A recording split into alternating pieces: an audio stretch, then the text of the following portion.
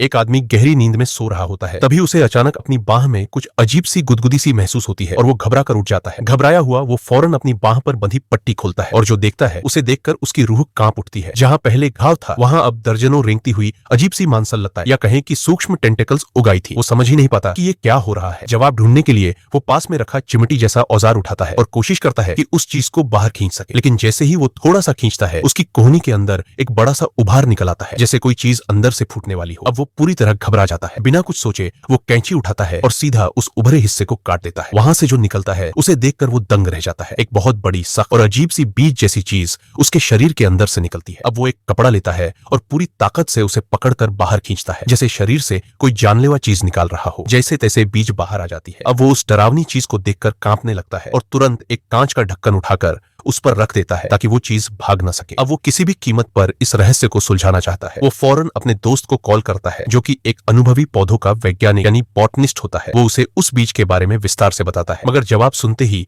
वो और ज्यादा हैरान हो जाता है क्योंकि उसका दोस्त कहता है ये कोई सामान्य पौधा नहीं है, ये तो जीता जागता परजीवी है जो अपने मेजबान के शरीर को धीरे धीरे खत्म कर देता है। ये सुनकर उसकी हालत और खराब हो जाती है। वो तुरंत एक सफेद चूहा लाता है ताकि उस पर टेस्ट कर सके। लेकिन जैसे ही वो चूहे को उस बीज के ऊपर रखता है एक ऐसा नजारा सामने आता है जिसे देखकर उसके पैरों तले जमीन खिसक जाती है।